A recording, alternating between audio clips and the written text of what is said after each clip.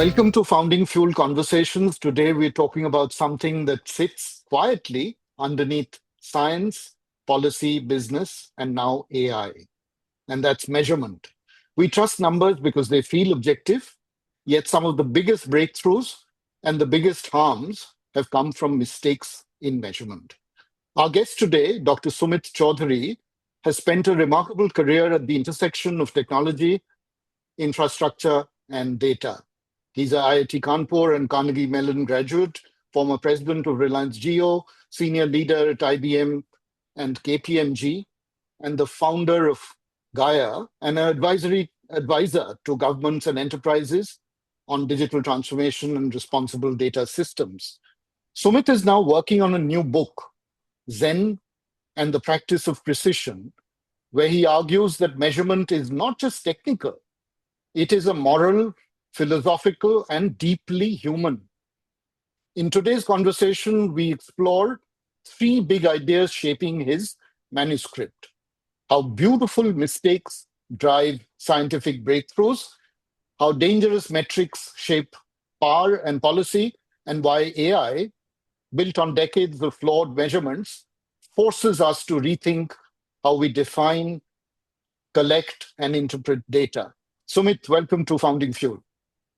Thank you so much, Indrajit. It's a pleasure speaking with you, and it'll be good to give a glimpse of what I have been thinking for a long time now and practicing in my life. We'll come to that. Before we dive a little deeper, just for the benefit of our audience, I wanted to pause on the provocation at the heart of your book and discuss that with you. You write that some numbers save us, some numbers deceive us, and that was powerful. And that measurement, something we treat as objective and neutral, is anything but. We look at numbers every day, whether it's GDP, ratings, rankings, OKRs, test scores, crime statistics, credit scores, and we assume that they tell us the truth. But as you argue, numbers are not just facts, they're interpretations. They reflect choices, what we choose to measure, how we measure it, and who gets to decide the standard. So I'd like to start with this. What drew you to measurement as the central lens for a book? So, Indrajit, life starts as for an engineer or for a scientist. It's all about measurement and proving and disproving numbers all the time and being thorough about how you are doing measurement. It started quite early in life, so therefore, for everybody actually. So we are trained from early on in life to seek numbers, to believe in numbers, and to follow our heart in figuring out why we are doing things. So I got into numbers quite early in life, and having a combination of a left brain, right brain. You always try to look at numbers, and then you try to figure out why some things are happening. And this combination has always intrigued me to look at numbers objectively, but also figure out the whys, the policies, the politics, the behavioral sciences that go into believing in numbers. And I call it measurement is a search for truth. Because, when we look at a dashboard or we look at a number and it is so clean, we want to believe it. We do that. We do that all the time. But numbers aren't mirrors, they are choices. And somebody decided what to count, when to count, where to draw the line between good and bad, and when to decide to stop measuring and saying good enough. So when we are measuring something, we are arguing a version of that truth, a version that is based on a lot of choices that is taken by the observer. And those choices are sometimes not written down. Then those observations are written down, and we make a lot of judgments from there. And the reason I call it the search of truth is we need to ask better questions with our measurements. What are we measuring? Why are we measuring? Under what conditions are we measuring? Are we sure about the measurements? And as you were mentioning, history is full of breakthroughs that often start by that awkward reading that you were getting when you were measuring something. Or we were asking a really awkward question to the people who were doing the measurement. And big mistakes in society have happened when we have taken a number and believed in it wholeheartedly, if it fits our story or theory. And then we make a lot of mistakes around it. And that Absolutely. is what drove me towards this concept. And we see KPIs, as you were mentioning, every day. You can meet your 10,000 steps by going on a bumpy road in a village, like I did yesterday. I had 7,000 steps sitting in my car coming to my place. Or you saw last week's numbers from NVIDIA, and you know what KPI is and what KPIs aren't. You see one number and you don't see seven numbers which are pointing in a completely different direction. So we see this all the time. Somebody is saying something, somebody's interpreting something, and there's a whole lot of world which is behaving in a particular way because of this. So one of the things I'm taking away is that unique left brain, right brain combination that has shaped your approach to life and your thinking as well, which has gone into the, I think, the lens through which you're looking at the book. But you also say that measurement is not technical. It's historical, it's philosophical and political, which is very interesting. At one point, you even call it, if I remember right, moral engineering. Yep. Could you unpack that briefly before we get into the more specific stories? So if you look at history of measurement, we have seen that measurement has always been standards, and measurement have always been enforced by kings and priests, and they have decided what is right, what is wrong, and how the world should interpret it through their lens. The definition of time, the definition of calendar, Gregorian calendar, Julian calendar, and those were all arbitrary changes that were done to prove a particular point of view.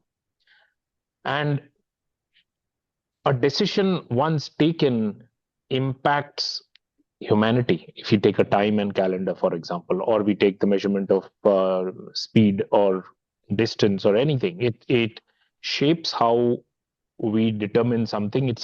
It's actually an argument or a compromise between two people to decide what is right, what is wrong. And so therefore there is a lot of morality in it. And when I go into some of the examples later, you will see how society has taken some of these decisions in the past and how they have completely distorted truth. And these will come in our conversations as we go through. And when we look at the reason why I call it Zen is it's about uh, precision is mindful perceptions. You know, you have to be mindful about what you're doing. You have to be mindful about each step that you're taking, and we'll talk a little bit about the Yeah, we'll reason talk why about that when for we are sure. there. But Yeah, yeah, it is therefore very, very deep in the moral sense, also in the political sense as well, that will be coming through some of the other examples. yeah. Let's kind of dive in now because this is the most interesting part, which is something fairly counterintuitive. And the idea you develop so beautifully that progress often begins when measurements go wrong. I think that's a very interesting thing. And you call it beautiful mistakes, I think. Yeah. Times when the data didn't align, the instruments didn't behave, they behaved strangely rather, and the numbers refused to behave. And yet, those Yeah. very errors forced us to rethink reality. I wanted to start with the Michelson Morley experiment, arguably the most important null result in physics. Why was this failure Yeah. so transformative? So you see, anomalies are like the debug logs from the universe. You know, we have to go into the debug logs and figure out why something is right or not. A tidy result often confirms our priors. It is not new science. It just says these are the averages, this is what is happening. And an odd reading forces us to upgrade our models. And great science happens when we interrogate the outlier at the edges of um, data is where beauty is. And if you understand the whole concept of fractal designs, which I have talked in the past, and I've got several TED talks around fractals, you will see that the beauty of those iterations and fractal designs happen on the edges of the fractal patterns. So, and so I'm going to go back and answer that question. You know, Michael Morley, you mentioned that experiment. They are masters of physics. They were masters of understanding the universe, and they built these precision interferometers, right, to clock Earth's motion through ether. And they had said that if there is ether and there's Earth motion, there will be different readings if they were going this way or that way. Right? The sensitivity of those instruments were absolutely phenomenal, and they were so proud of it. They wrote a lot of papers about the instrumentation itself. And they said that this ether wind will make it will have differences when you move in one direction and when you move in the other direction. But we did not find this difference.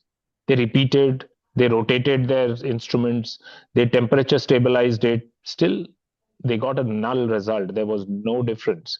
And they kept it aside. They said, look, there is nothing. The results absolutely embarrassed the theory, not the instrument, because the instrument was great. The results basically did not fit the theory and they went away. Years later, many, many years later, Einstein treated this data. He had the perseverance to say that if it is null, it is actually a clue. It is actually data. The fact that you didn't get data is data. The speed of light is constant for everyone. And that theory came from this particular experiment. And therefore, he concluded from there that space and time must flex. And this experiment's failure toppled ether and fertilized relativity. And it gave the birth to general relativity. Right. So essentially, we were taking this particular concept, and or Einstein looked at this data and came up with a completely different results, and that is where great science happened. And there are many more examples. If you take Terrific. a Such a powerful case of really not being completely led by current models or theories, rather than let the measurement in some ways take the lead. Um, I'll kind of move to another example, Sumit, that you write about, which is the Max Planck and the ultraviolet catastrophe. Why does this moment really matter to your mind? this matters in so many different ways, and is because today's a lot of today's science came out from the fact that we understood light, and when they had initially theorized that light was a wave and it was part of the frequency spectrum, and uh, they had come to the conclusion that if you go to the ultraviolet, it had infinite energy. And but the data was solid, but the theory was not. They were not getting infinite. There was no infinite energy, right? Now, when they were looking at this, the data was not fitting the theory at all. Now, Max Planck came and said that energy is actually small packets called quanta. And as soon as he started talking about this energy being a quanta, it's a small packet of dose which goes in there and it changes the state of the electron, right?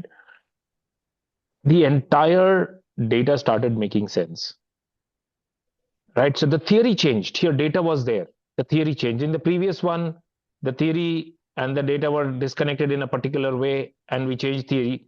Here, the opposite, right? So, And from this experiment came the entire world of semiconductors, lasers, and quantum theory and MRI, and life sprung. And this was only because the curve that wouldn't behave, as they call it. Right? terrific. The curve that did not behave led to discoveries which have changed humanity forever. What an interesting Right? example again.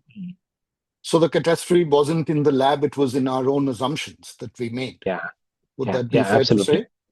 absolutely. Absolutely. One of the things that, for our benefit of the audience, I'll try and kind of share some of the things that Sumit talks about in the show notes, including the TED talk on fractal design. So you definitely get a chance to watch some of those videos. They'd certainly be illustrative and illuminating as well. I just quickly move on to the next example, which is around penicillin, perhaps the most famous accidental Yeah, discovery. um, Most of us would have thrown away a contaminated petri dish. What did Fleming do differently, to your mind? Yeah, I think this story has probably has more audience than the previous two theories, though they have led to significant amount of understanding of physics. This is more biology, and there was a petri dish, and they locked the lab. They came back and they found that there was mold, and there was bacteria, and all the bacteria around that mold had died. Right? We would have tossed the whole mold. We would have said that this is not. He started seeing that there was a pattern in which the bacteria was dead around the molds, and instead of tossing the plate, he looked that those molds actually excreted a particular toxic compound which actually killed the bacteria around it. And it took years and a lot of wartime urgency actually that brought this to scale. And this penicillin actually was used extensively in the war to treat wounded patients so that they don't the wounds actually don't fester. The wounds get healed faster, and this was one of the most used medicines in World War II. Right, so messy measurement. It was not about precision at all. The other two was about precision and trying to find anomalies in that precision. And these precisions are all different, right? We are looking at micrometer, nanometer level precisions in the first two experiments. And this particular one is all about saying that something is going wrong, and can I start looking at the pattern? There is something from a biology standpoint, no precision in measurement, but in observation. So our observation alone gives us a lot of our attention. So when I look at it back again on precision, why I call the book about precision, it's about attention to detail. It is about where attention is deserved or should be given. It's our curiosity, and it's about uh, most people who are the greatest geniuses have this one thing in common. They have curiosity. And I think one of the Yeah. things that I want people to get out of my book or get out of this talk is to have that curiosity to ask questions about the measurements that they are seeing, and about the data that is being, about the news items that they are being fed every day in both the mainstream and alternate media. It's about asking questions. Brilliant. That is so profound. And I think, I mean, like you rightly said, there's a common thread here, the willingness to pause and ask, what is this anomaly trying to tell us? And I think it's covers the some of the things you've said in your manuscript. Most of us are trained to eliminate noise. But I think the argument I can hear you say is that sometimes noise is the signal. And if these bad results give us deeper truth, the reverse is also true, right? Yeah. I quickly, if it's okay, Sumit, move on to the next segment, which is around dangerous metrics, right? And some of the cleanest and the most official measurements in history have done enormous harm, and because they've been based on either flawed assumptions or some kind of hidden agendas, and you call them the dangerous metrics with a reason. I'd like to explore a few, and I'd like to start with phrenology, the whole measuring skulls to measure character. Why did something so absurd gain such credibility, to your mind?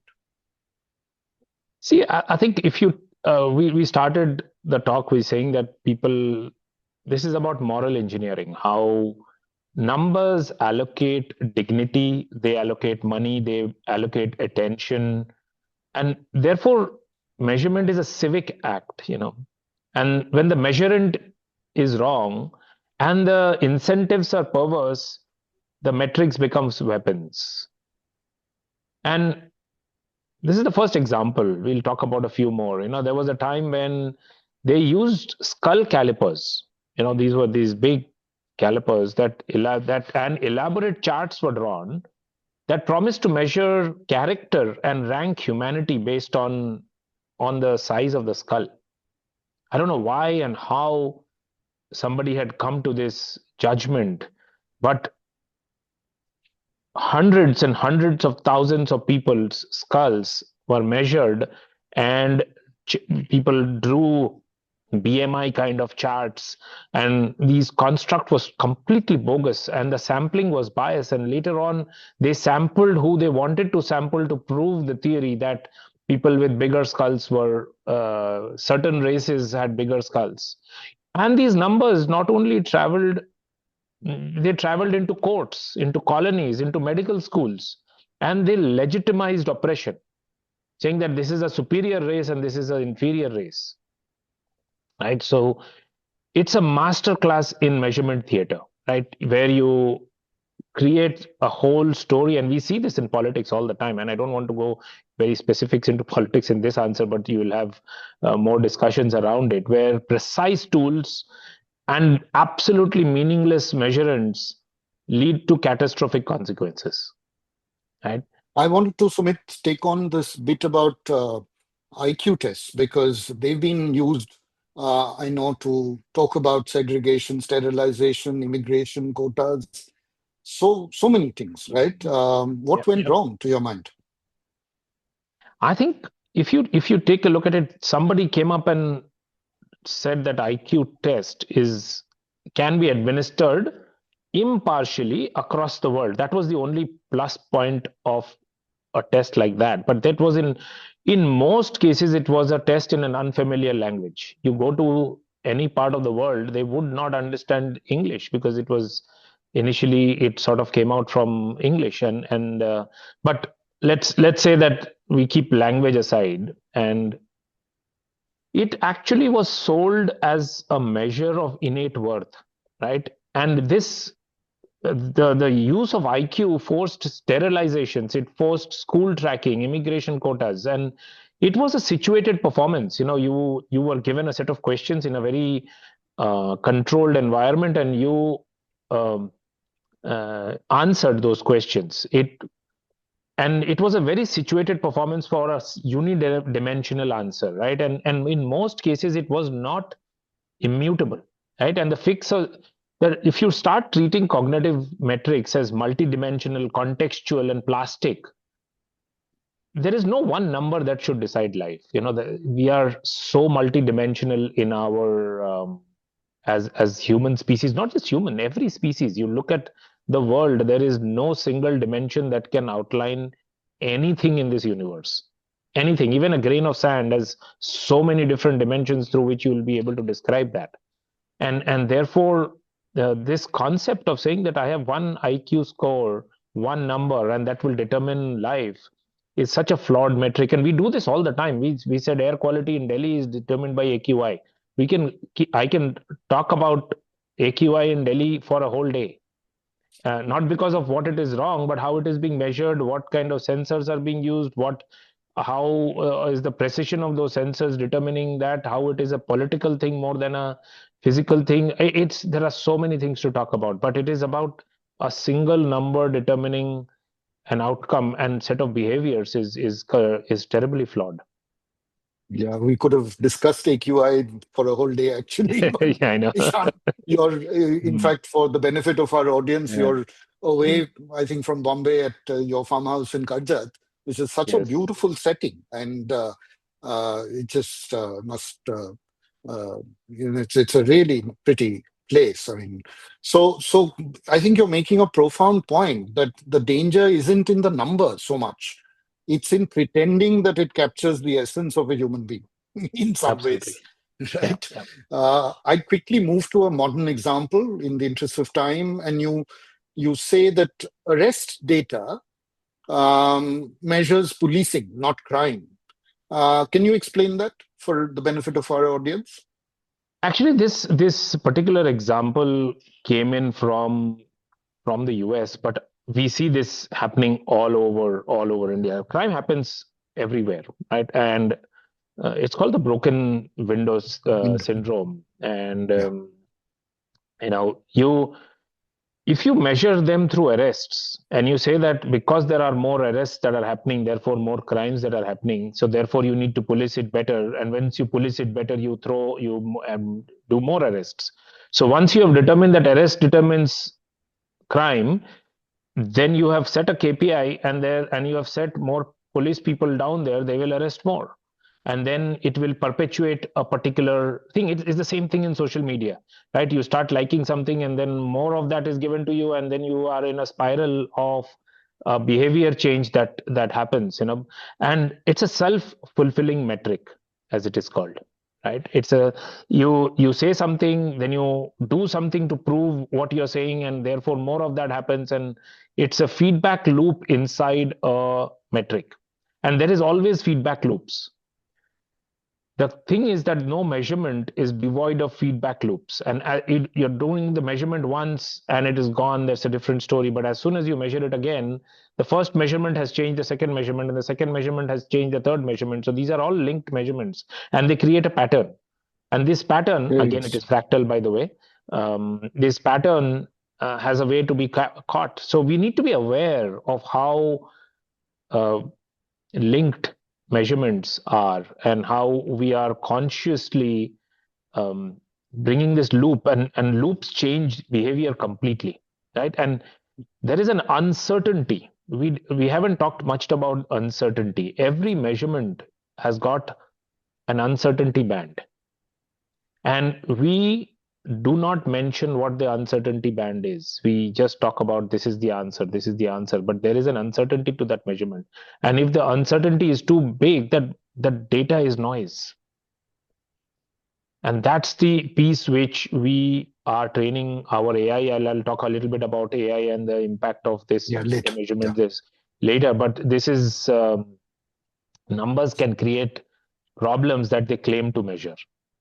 And governance must be in the loop, because if it is outside the loop, you will not see this thing. You will constantly be reinforcing your behavior, reinforcing your measurements. And, Sumit, while you were speaking, I was kind of reminded of Mayor Mamdani's campaign as well, when he was asked this very same question: are you going to increase the size of the NYC police? Uh, mm, and it's almost assumed that a larger police force makes for a safer city. And you're mm, questioning that, of course, and therefore, to some extent, measurement, one could argue what you're saying is it's a prophecy. You deploy more police, you get more arrests, you claim crime is high. yeah, yeah, Um, I'd kind of move to another one, which again crops up in all conversations, which is about mm, poverty lines and GDP. You use mm. a powerful phrase that definitions are policy.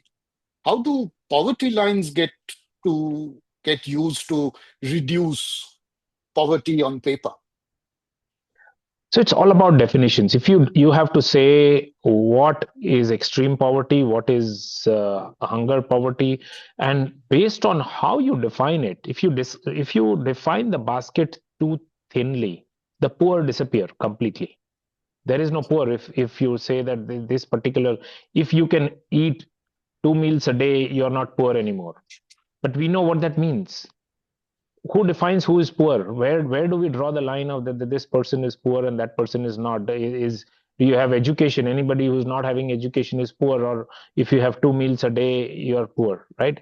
We use statistics to make many of these things disappear, and the discussion on hunger, for example, and this is one of the biggest peeves of the current government, by the way, and I to some extent, I this is one where I actually believe in that some definitions are done at a global level. What is defined as hunger is done at a global level. If you ask somebody who has kept fast for a long time, and you tell them, are you hungry, they'll say, yes, I'm hungry. So they will keep reporting all the people who are hungry, because in India everybody or the other is keeping a fast for something or the other. I mean, so it's just a question of, if you ask the question and how you ask the question, when you ask the question, why did you ask the question, it will determine whether the country has a hunger index which is very high or very low. Is hungry Got it. poverty? We don't know that today. Maybe very rich people who keep the Chhat Puja for 36 hours are very hungry. Yeah, so Bihar was very hungry last month. So I'm just Uh, making a point that we have to. There is so much of nuances in every metric in terms of thing.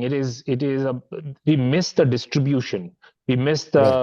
the when we look at GDP, for example, again, poverty lines has got to do a lot with GDP, unpaid care, the ecological costs. And so essentially, with aggregates, we need to create other metrics, the medians, the time usage, the environmental accounts, the uncertainties, composite indices. There's a whole lot of things that need to be published along with it instead of hidden in as Nvidia did in that in 10B.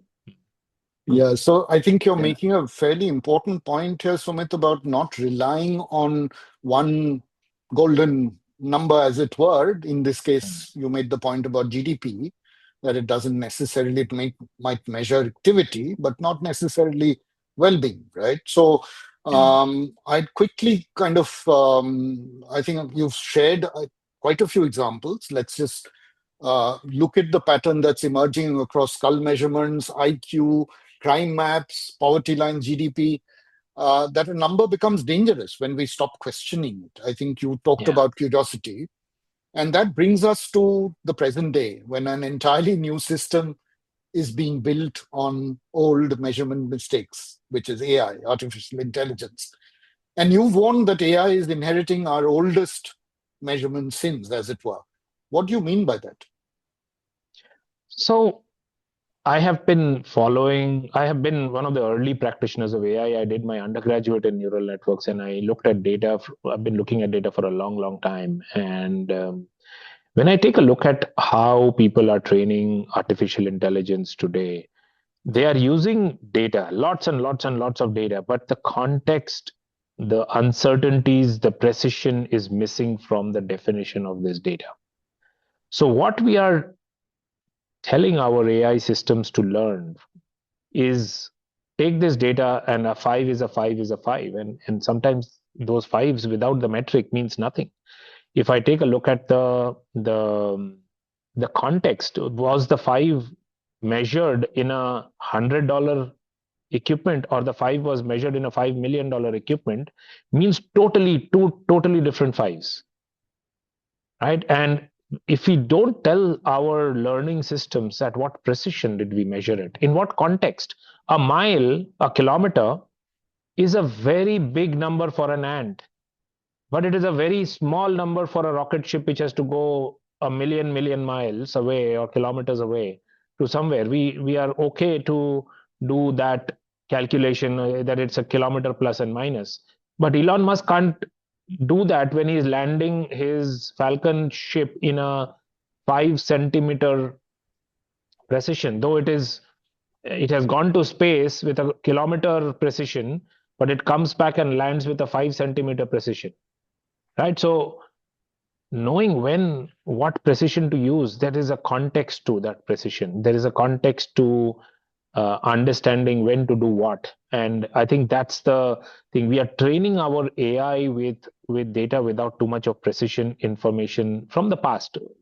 Now I think when people are doing it, they are adding it. And I have talked about in my article which came out last week was on putting a semantic layer on top, putting a context layer on top of data so that we are able to train our AI with the right information. And if we go back to the larger context, the measurement, which is what are you measuring? We'll come Um, to that, are, Sumit. yeah, We'll, because I think we just want to essentially first understand and cull out and distill what you've just said, which is important. I think, and you're saying that the problem isn't so much the algo, but it's the assumptions baked into the data, right? yeah. There's one more point is that our models themselves are now meters. They are measuring credit Right, risk, toxicity, right, attention, stress. These are all models that somebody has created, and that themselves is a meter. Are we going to trust right, that meter? right, Are we going right. to trust that measurement? So it's again coming back to AI being the measurement instrument itself. Got it. Got it. You were, I think, leading the conversation to something that often goes missing in most AI projects, which is basic in metrology but absent in data science. You call it Hmm. measure and design. Why is it so critical?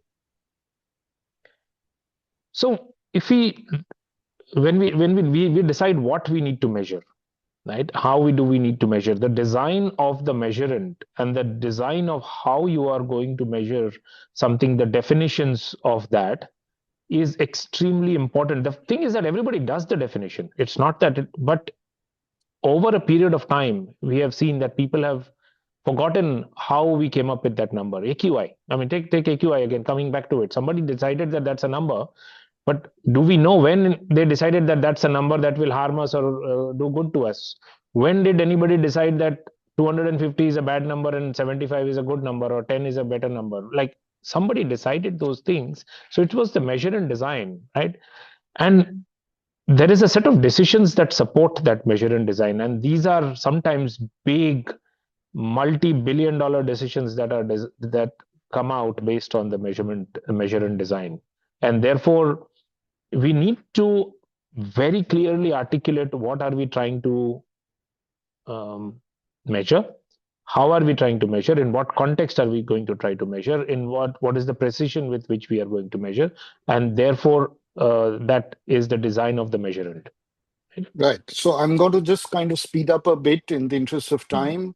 I think what you've also, clearly signaling that you don't necessarily look at, we shouldn't reframe AI just as a technical problem, but as a measurement problem, one of clarity, context, and meaning. And I, I'd like to move the conversation to the more philosophical heart of your book in some ways. Mm. And the title did surprise me, and you've touched upon it, Zen and precision. What does Zen have to really do with measurement? So I toiled with this idea, and I came to the conclusion that the word Zen has a lot of meaning. And first is it's obviously taking a leap from the Zen and the art of the motorcycle maintenance as the father of this title series, I would say. And there have been many other Zen books, but the word Zen and the concept of Zen is about awareness. It is about disciplined awareness. It is about humility that comes from this disciplined awareness that I don't know everything and I need to question and I need to ask, and maybe what I know is flawed, and therefore I need to be aware of there. And measurement, as I think, has to have that philosophical context of awareness and mindfulness.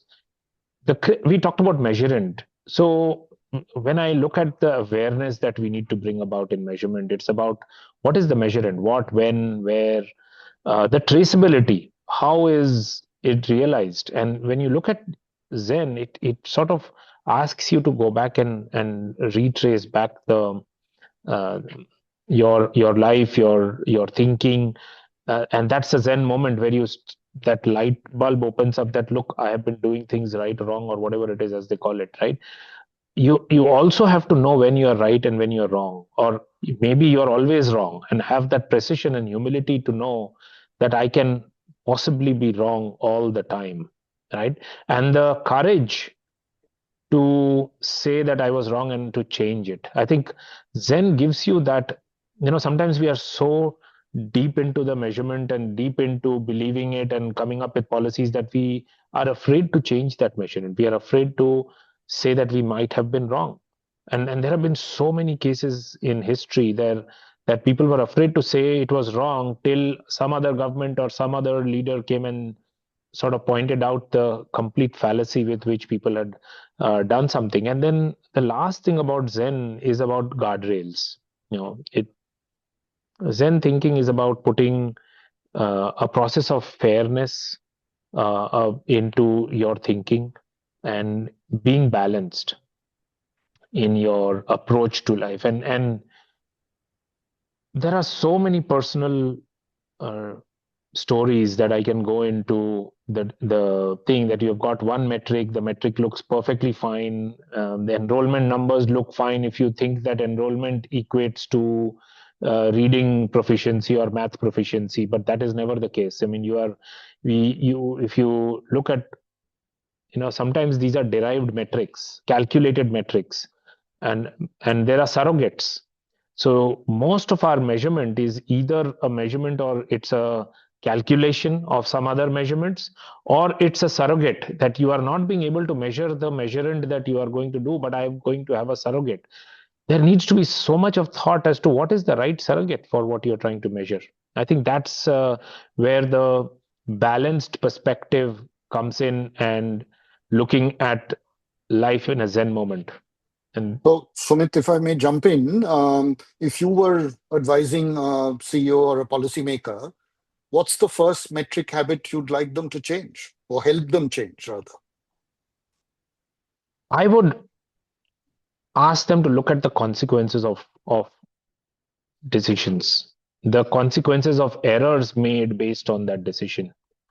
The When you look at, it's very easy to define what, when, where, but what if, what else, what if not, decisions. People just don't give it enough time, and have the governance process in place to retire harmful metrics. People will always come up with metrics. Metrics has been there with us from the day even before we learned how to read and write. We were measuring things. So we cannot tell people don't measure. We will tell them measure, but have the courage to change it when new data comes in, or you ask a question and you got new answers, or the consequences of what you're doing. There is a section of society which is telling you to go and take a look at something that you say is right, but is actually wrong. So, So uh, Sumit, just to butt in, when you talk about governance systems, what do you, in a nutshell, what do you mean in this case? so when you take a look at somebody who's going to do the definition, they need to have a revision of that definition as part of the process. I decided that I'm going to use this number, whatever be the number. You need to say that this number has these consequences, and I'm going to have a process to revalidate the assumptions, revalidate the measurement, how I'm measuring it, and revalidate how I'm going about doing it. And am I creating the problems that we have seen over and over again? Society learns from its mistakes. If we don't Right. incorporate those learnings into our current definition of how we are learning and moving on, we are not improving, we are not intelligent, and we are not smart. As I said, smart, I work in smart cities. Smart cities is all about measuring and improving, and it's all, the smartness is all about measurement and improvement, and therefore it's it's been deeply passionately personal for me.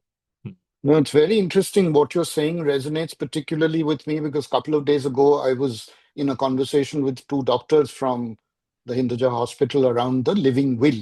And this came Mm, up because you've got to reassess where you are. Your health is not a static yeah. picture, right? It changes. So you've got to Mm, adapt the living mm, will as well, especially if you're in the prime age of your life, especially 70 years plus and all of that. So this makes sense. I'll have a final question for you. What do you want our listeners to carry with them the next time they see a number on a dashboard or in a headline?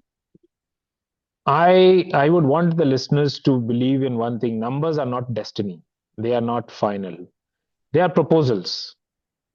They are proposals, they are arguments between two people to agree on something that makes sense to both of them, or the whole universe, or the world. And for us, I want the listeners to understand that whenever we see a number, make them clear, make them kind, and make them easy to question. If you shut out, if you create numbers which actually prevent a conversation, which happens all the time, that you're saying there will be no argument, this is it and this is it, the dictator number, that is when the society breaks down. So I want listeners to question, or when they are doing it themselves, keep it open for being questioned. Very interesting. Very interesting, Sumit. Thank you for this deeply thoughtful conversation. And I think for our listeners, this next revolution isn't in data, it's how we measure the truth. I think going back to what you started with, all the very best for the book project that you're on. Hopefully, Thank we'll you. have you back once the book is out, right? Thank you so much. Yeah. And uh, thank you to the listeners for joining this conversation. Bye. Thank you, everybody. Thank you, Indrajit, for this wonderful conversation. I enjoyed it thoroughly. Thank you. Thank you.